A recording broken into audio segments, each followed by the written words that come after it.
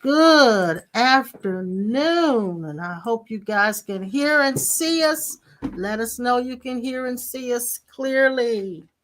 And I didn't bring my glasses, but I think I can see well enough. I have to make baby girl lie down. Lie down, baby girl. Down. She's wanting these treats real fast today. Anyway, glad to have you guys with us this afternoon. Diane is the early bird. You gonna say hello? Hey, y'all. He's off doing everything right at time to start. But that's the way we do. So Diane's first, and here comes Joe. He's second runner up. And Linda said Linda says she says she came in from her riding mower meditation to join us. Oh, okay, honey child. You've been cutting grass. It's been hot here, hasn't it? Mm-hmm. Yeah, but it's kind of pleasant, but it's not too bad. Hello, Apostle Norman. Hope everything's going well for you. And John Greason coming in the house. John. Hello, everybody else. Hello, Marquesa.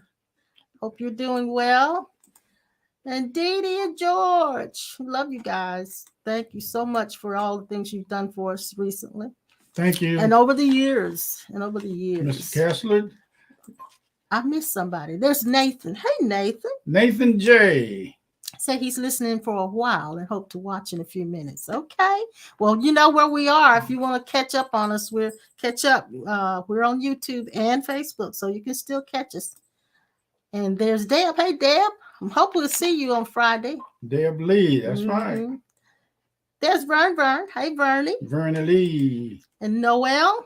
Hope you're doing well, sweetie. We enjoyed our talk with you last time. Sure did. Carolyn Steele. Hey, sweetheart. I'm glad you're here. She said she's in Ohio. Oh, how are you? Yeah. Glad to have you with us, Carolyn. And thumbs up from Pastor Norman. Let's see. Sissy came in the house. Sissy and brother-in-law. Hey, sweetheart. JK, I love you. I talked to my niece just about 40 minutes ago. Oh, thank you, Linda. Because Sunday we blacked out, and I'm not sure why. It just went black, and we don't know why. But hey, Brother Kessler, how are you? Your mailbox is full. Every time we try to call you, we cannot get through. Hello, Pat. I hope you're feeling well, sweetheart. Deb's giving you a thumbs up. She said she'll see you on Friday. Mm-hmm. We got so many doctor's appointments, don't we? Let's see, let me put your collar down. He's been doing well with his shoulder. I'm kind of twisted up here, honey bun. But I'm not going to be able to get all that done. But he's doing good. Went to the ear, nose, and throat doctor, and they are working on his ear and his hearing. So his hearing's, I know it's coming back. We are believing God for that, and I believe that it'll be reversed. And Carolyn says she's doing well. Well, I tell you. Did you guys know that you can go so deep into seeing your true self and wake up, and there is absolutely in your vicinity no evil. Okay. Evil is the result of sleeping giants. Right. That just came up in my notes. The church is trying to cheat itself or check itself out of evil by staying in evil through false identity. False identity is going to sleep or a sleeping state of non-acceptance of our infinite identity. The further you go into identifying with the Christ identity, the eternal self, really go into it, everything else around you have to bow. Not because of the ego, but because you refuse to give it any attention. So to rebuke the devil or the Lucifer, it's unplugged, right? Yeah, it's beeping. Is to wake up to your true identity, and you will see clearly. Being beyond knowledge, there's a different kind of knowledge. Oh, here it comes. I feel it come up. There's a different kind of knowledge that reveals itself when one wakes up. The awakening of the true identity moves your grasping for knowledge out of your left brain and moves you into your pure heart. Can I? You jumping right on in, but I wanted to read a couple of things just before to lay a base for what you're saying. And we kind of talked about it earlier. You hear us use terms like oneness and non-duality, no separation, things like that. But it helps to understand where we're coming from when we say those kinds of things. I'm going to read a couple of things to you, and then Pastor, of course, is going to finish what he started. In Isaiah 45:5, and by the way, we are, our allegiance is always going to be to Jesus Christ, because Jesus Christ is our guru and the one who has led us into this enlightenment and awakening. So it doesn't matter what religion you are associated with, you can still find enlightenment through whatever sacred text you have, because all the sacred texts have running through it the same mainstream message. So that's right. So we will reference the Bible in our case. Waking up to your true self has not anything to do with brick and mortar. It really doesn't have anything to do with, I'm going to take a chance on saying it really doesn't have anything to do with you being saved or lost. Exactly. But I wanted to read this scripture, and it's in Isaiah 45 and verses 5 and 6. It says, I am the Lord, and there is none else. There is no God beside me. And it's interesting that we often say, and even Jesus quoted it in the New Testament, that ye are gods. Know ye not that ye are gods? And the Bible tells us that. But then it says here, there is no God beside me. And then it says in the 6th verse, from the rising of the sun and from the west, that there is none beside me. And there, I left out a few things in that verse because I couldn't get it all on the screen.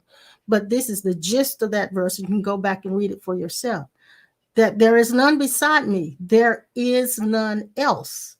So for us to continue to talk about being in God, God speaking to us, God leading us, even being joined to God, one with, that means we're still locked into twosome. And it's a very deep trench of separation that we have been habitually trained in. And so it's coming out of separation it may take a while, because there are areas where you don't even realize you're actually living as a separate entity. In our language, a lot of times we'll speak as though we're separate, but it says there is no one else. And then there's another, in one version it says there is no other. So in order for oneness, if we are actually walking in oneness, that means there's never two. That's right. Never two. And that everything we see, even ourselves, is that same one. And there's nothing but that one in the whole universe. And the universe is that one. And so I wanted to say that because it kind of gets us back on track. Because we can speak in separation language all day long and find ourselves as a person trying to become something or trying to make something be, because we are still thinking of ourselves as an other. And you had a saying, you used to say it all the time: God is not someone else at another time and another place. No, God's not someone somewhere else at another time and another place. That's true. Okay. But do you realize most of us don't really live like that? I had something I wrote here. I said the false self is using itself to run us back to sleep. Exactly. And when you go back to sleep, you run into spiritual warfare. You run into demons, devils, deception. In misplaced identity is an indication that you don't know how to stay aware of your true identity. Exactly. Even though the true identity has never been anything else but God. Yes. Something comes in there and gives you the ideal, and here's the statement. But here's what the book, but if you're in your true identity, you stay out of the buts. Well, and the thing is, we are in our true identity, but not knowing it. That's sleep. And still believing we're a separate person. That's sleep. Yes. That's sleep. Yes. And not realizing that separate person that we believe we are is also one. That one is that one. God, who is that one. I heard somebody say this: make friends with your opposite. Right. Now, is God an opposite? Nope. No. So you're going to make friends with your true self. If there are no others and none else beside God, then there cannot be a devil beside God. And there's nobody to make friends with, because you are the friend that God is. So that energy that plays the part of an enemy is still that one in the adventure of consciousness. It's still that one. Okay. Well, you got something to read. Go ahead. Yeah, I mean, unless you wanted to go into what you were doing. I'm gonna piece in jump. Well, I want you to tell us about what you said you told me this morning about what you saw, the light. Oh Lord! Can you go back to that? Well, I've been on a CPAP machine, sleep apnea machine, for years, and I'm dealing with this shoulder and not being able to sleep all night. I stayed up long enough to get sleepy, and I went to bed. I thought I put the CPAP mask on, but before I knew it, I was into a world of just complete blank, like stillness. But in that place, I saw a light that was like the end of this ink pen. The light was so tiny that the natural eye would not be able to see it. The only eye that could see that light was the light itself, which was me, as no me being the light. In other words, the light it wasn't saying anything, it wasn't doing anything. And I've seen this out of 50 years at least. I've seen this light twice. It's that light that people talk about in the tunnel when they have near-death experiences. And as I looked at it, I woke up, and the bliss of the light was so tiny, but the knowing part of the light was who I was, that found the light as itself. Yeah, and we were on our way to the doctor's office, and we were having a conversation about it. And I said to him, the light, or that sees, is that sees is that's being looked at. In other words, only it can see itself. Yeah. So only God can see itself or himself. Only God can see himself. That little spark of light is the life of God in everything. I talked to a tree out in the right next to the driveway, the garage, and I told that tree, speaking to my life force essence, that I was going to try to keep it alive as much as possible. So I had it. It was rotting away. Bugs was eating. I had it cut down, and honey, sugar pie, honey bunch. It's busting out all It is over. Blooming. I'm telling you the truth. All around the trunk. Yeah, and I haven't talked to it in a good little while, but I want to go talk to it. I want you to know that you are the absolute pure light. Let me show you something right quick. How do you forgive somebody? How do you practice forgiveness when there's a part of you that don't want to forgive because of conditioned habits? I was shown today that if we were three people, me, you, and Jesus was in the room, maybe a fourth one, and somebody said or did something to us that offended us, remember, your pure self is not offended. Right. But I want to forgive somebody with eternal forgiveness. And I found today that in order to operate in eternal forgiveness, you have to see Jesus or see Christ as the all-forgiving you. And as you see this and become more aware of it, you'll find out that there is no need for any other forgiveness outside of the forgiveness that God is. So you don't have to run. So some place in the scripture it says, if the thought come to you of looking and lusting after something, you committed adultery. Well, now I see a lot of Loomis money trucks out there. And I would love money to have bags out there. And I'm thinking about what it would be like if I could get in that money bag. Oh, if I think that, I just will to do it. Lies and garbage. No, don't work like that in my camp. Not on my watch. So I look at my money being transferred and used to keep things going. That's our money. The way you look at Jesus in you is this. There is the ample supply of everything you need in your true identity in oneness with him. In identification with Christ. So if I want to use good love, real love, and no fake love, I look inside and I look at my true self. I have already forgiven before anything happens. It's never been offended.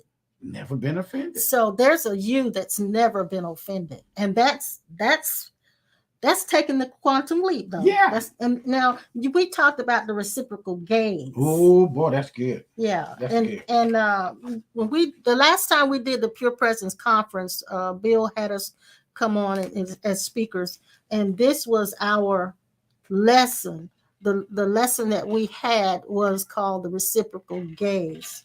You have it over there, honey. Can you read it? You have that paper? Yeah. Let me just read it. Okay.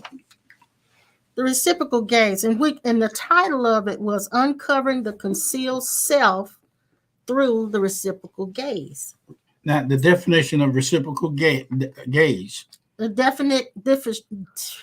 Reciprocal. The definition of reciprocal is if I give you something, then you give me something back. That's reciprocating. Okay. So the reciprocal gaze is something being given and something being given back. So a gaze is when you fix your eyes upon something, not just staring, but gazing, just fixing your eyes on it and contemplating it when you look at it. Okay, this is what our lesson was. Our heart opens at the seeing of Christ in and as ourselves. This is an initial awakening of the truth, which sets one free by showing they are already free. Self-realization is not looking for God and finding myself, but looking at myself and finding God.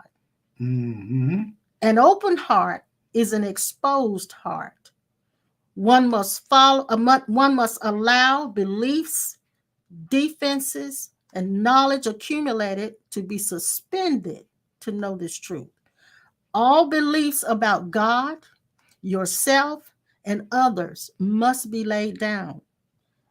As the veil of conditioning is stripped away and the camouflage, which is the concept of yourself, is removed, there is a divine impartation of knowing. Now, Knowing the truth is the point of pure recognition of who and what we are, and that whatever we are is the same essence as God. As we embark upon the reciprocal gaze, that's contemplating, staring at the Christ that is in you, that you see as Christ in you. As we embark upon the reciprocal gaze, seeing the God that is within us, we find that we are the one we gaze upon. We discover truth, that the eyes with which we look at God are the same eyes that God uses to look at us. We then witness the uncovering of the concealed self.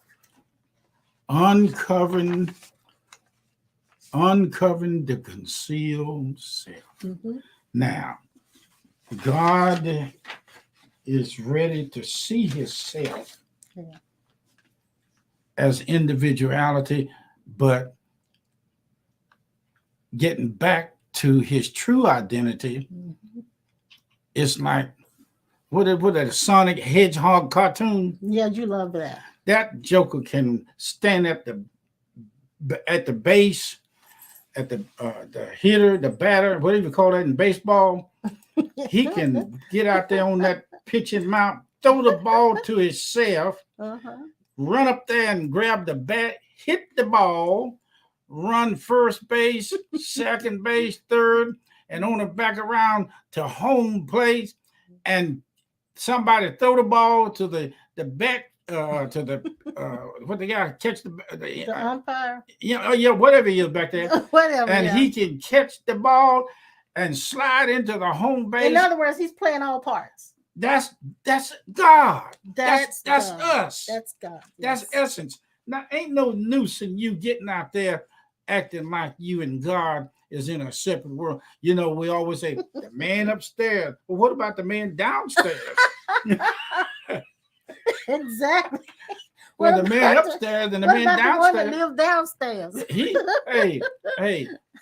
I'm telling you, this thing is so rich. I'm telling you, when we forget our true selves or go back, we go back to sleep, and Maya, which is the deceiver, Satan, which is illusionary self, yes, begins to appear to be in charge. When we remember who we are, the true real self, there is no more darkness, no more darkness, no more darkness, and just stop right there. Mm-hmm. It's there, but you are in a different mode, yes, and a different seeing. We want you to see everything, but see the truth of your identity sets you free. I don't care what if it's body sickness, mm-hmm, how strong. I hear someone say, "How strong is our love?" Yeah, that is a song, but I can't remember how strong is our love. Mm-hmm. Anyway, I hear that song, and you know, yeah, this is so juicy. This is juicy. Can I read some more? Go ahead on. Okay, this is out of a little bitty book. Called Know Yourself. A little bitty book. And I can't pronounce the title, the author, because I don't. They're not even sure if the author is what's on this thing. So what? Go ahead. All right. It says, he, talking about God, he is not in anything, and no thing is in him, whether entering into him or coming out of him. Now, when you think about that, our little separated pea brain it goes back to, but I know God is in me, and I know I'm in God, Okay, so here we're talking about oneness, not two. Not two. That's right. Then it says this. It is in this way that you should know him, and not through theoretical knowledge, reason, understanding, nor with the senses, the external eye, or interior sight, or perception. No one sees him except himself. There you go. No one reaches him except himself. There you go. And no one knows him except himself. That's right. He knows himself through himself. That's right. And sees himself by means of himself. Okay. No one but he sees him. His veil is his oneness, since nothing veils him other than him. Go ahead. His own being veils him. His being is concealed by his oneness without any condition. Now, I got a little more, just a teeny bit more. Go. No one other than he sees him. No sent prophet, no perfect saint, no angel brought close knows him. His prophet is he. His messenger is he. His message is he. Thinking about the Sonic Hedgehog now, playing all parts. All in parts. His message is he, and his word is he. He sent himself from himself, through himself to himself. There is no intermediary and means other than him. There is no difference between the sender, that which is sent, and the one to whom it is sent. When I came out of the hospital, both my ears were working. That Saturday, all of a sudden, the left side of my head went completely deaf. Yes. Yeah. Okay. While I'm sitting here talking to you, I have to constantly hit the switch inside in awareness. And what's going on is I'm hearing ringing. Sometimes it sounds like somebody talking. It sounds like wind blowing. It sounds like a telephone ringing. Or it sounds like a buzzing sound. And my right ear is completely open. And I can put my finger in my right ear and won't hear anything out of the left. Now, I'm making adjustments to keep my attention focused to the right ear, which in turn, I have to make sure that that ringing in my ear is not coming from my real self. And Wait. Yeah. I just saw something. Okay. I just had a mini vision to pop up. Now this is really something. My mother-in-law, my wife's mother, been gone for a good while. Anyway, here's what it is. I just saw your mama right there in front of me, right there on my left, and she was arrayed with those flowers like in Hawaii, where it's a necklace-like thing. Yeah, like the Melissa sent us that time. Yeah, from Hawaii. I saw her come up to you with an array of flowers around her neck, and she just placed one of them around yours. Okay. And it was all roses, beautiful roses. And if you wanted to, you can change the color of them by knowing who you are and your true self. Now, it's funny that you said that, because I'm just looking at my note where it says, he appears every day in a different configuration. Lord have mercy. I was in the garage sewing a day, and this car came up, stopped. This man got out of the car. His sister is in New Jersey. And he said, I've been watching you for some time. I wanted to get out the car and find out what you were doing. I had a brief moment to tell him that Jesus Christ was him in his essence, standing there, looking back at himself through me. He said his sister in New Jersey makes costumes for plays, and he lives in our neighborhood. He didn't know you make costumes to wear. No, he didn't. He didn't. He didn't. He didn't know it. And he was absolutely wonderful. And I told him that I would mention him to us on the online tonight. Some of the most interesting people that I've run across. Mm-hmm. Well, by the way, if Angel is watching, Angel was the young lady in hospital that was helping to take care of Pastor. Yes. And she was an angel, and she's been following us ever since you left the hospital. So if you're watching, Angel, I just want you to know that we noticed that you're here, honey. I don't know whether I got a chance to see her over there or not. Yes, you did. I did. You talked to I her. talked to her. Yes, you did. Must have been downstairs. We were checking in. I believe it was. You know, you talked to her in your room. Yeah. I am. Yes. When I was in the hospital last week, I had a room full of students. Yes, you did. They were coming in from all directions, and all they were doing was, I was in the bed and laying there, and they was talking to me. And as they come in, I could see different events that was taking place. It was absolutely amazing. John told us what that necklace of flowers is. It's called a lei or a lie. Yeah, that's what it was. Yeah, I remember. That's right, John. And one young lady who follows us in Hawaii, her name is Melissa. She sent us 2 of those. Yeah. One for him and one for me. And I see, who was it? Leslie. Yeah, she said she's going back to work.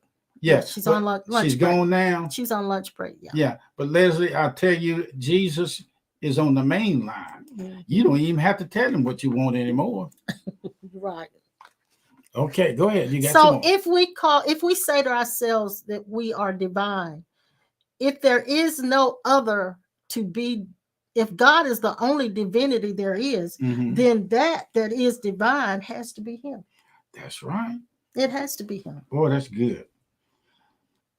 You cannot check in and check out of God except through attention. But he don't check out because you check out. So stop waiting to feel like God. Yeah. Stop waiting, looking for evidence. Just accept the fact that this is the truth of you. In your true essence, as before birth, you were with God then and before and forevermore and now. So you are in heaven. Wherever God is, heaven is. So now that's separated language. But what we can do is say it like this. We were with God, but as what? As what? As what was I with God? Yes, it's true. We were with God prior to coming into a form in this earth. But as what?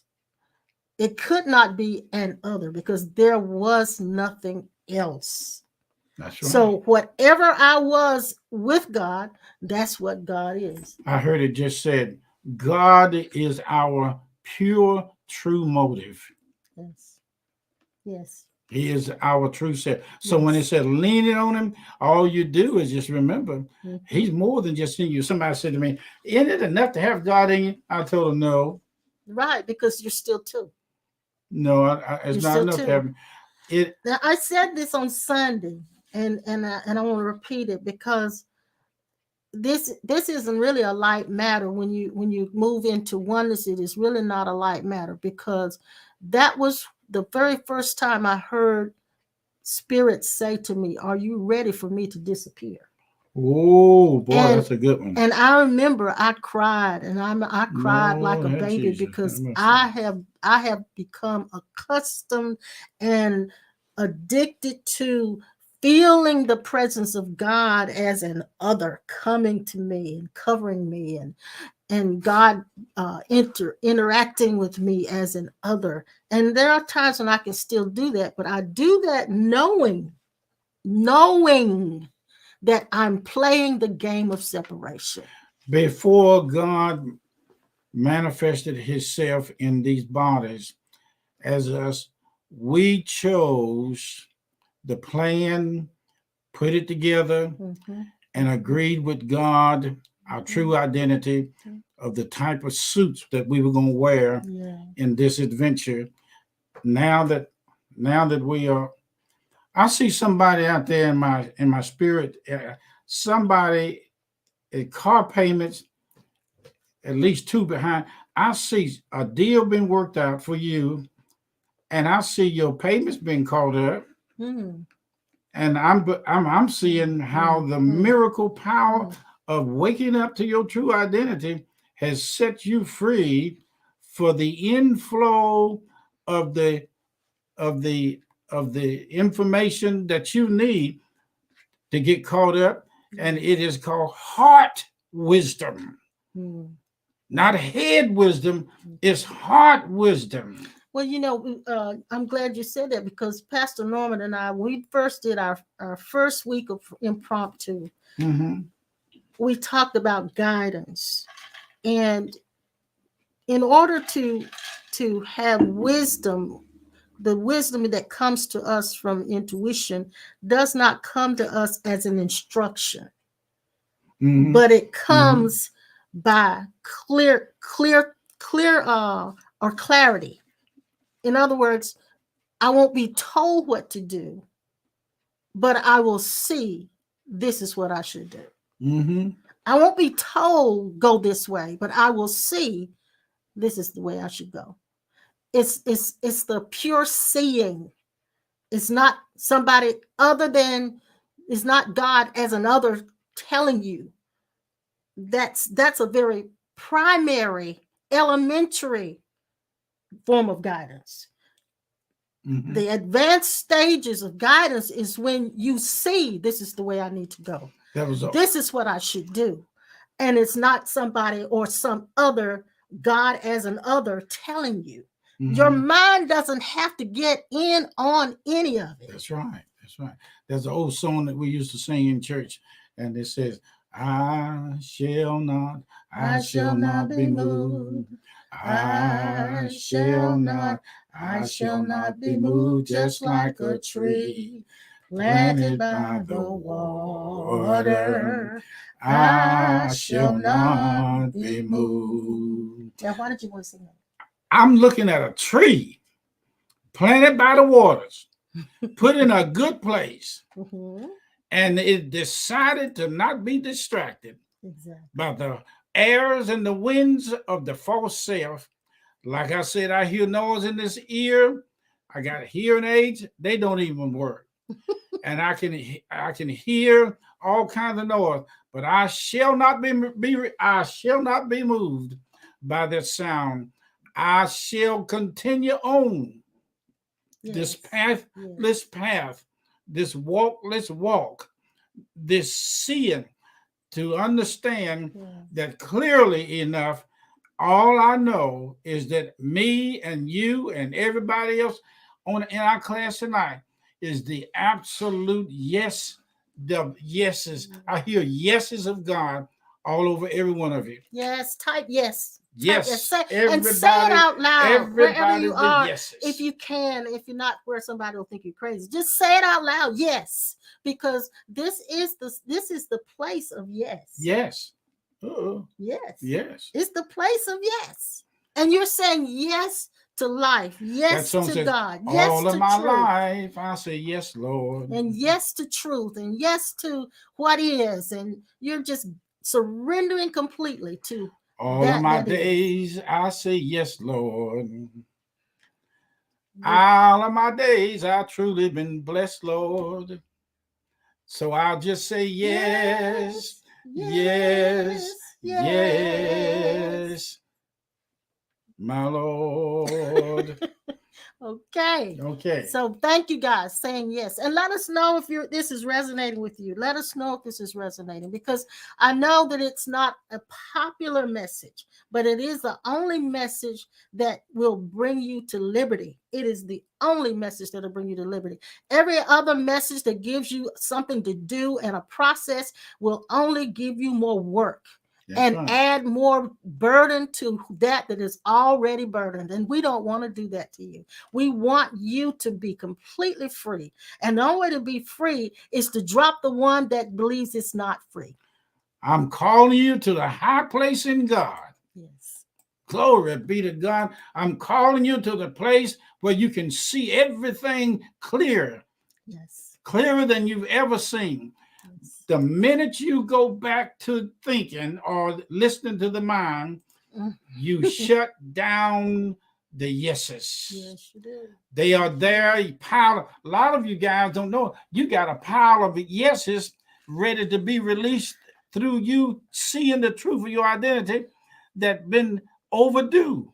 And I want to say this, even if you get lost in your mind and you start believing what the mind is predicting and you start falling into it and your feelings follow suit, I want you to know that nothing has changed. That's right. The truth of you has still not changed. It is always. And I promise you that you will wake up in the midst. You will come to yourself in the midst of it. I guarantee you. Give up the ideal of being distracted. It's time for you to move into the undistracted self. Yes. Everything making up. Now I will tell you this. When my dog barks now, it hurts my ears. And she barks a whole lot lately. And she's just acting like a dog. She's being a dog. So I got to adjust myself to this ringing in my ear and command that ringing to stop and whatever is going on in there to be straightened out. And it will be. But I thank you so much again. This little paper that you wrote here about about who we are facing God, facing Himself. Reciprocal gaze. Yes, I like that. I'll take that to the bank.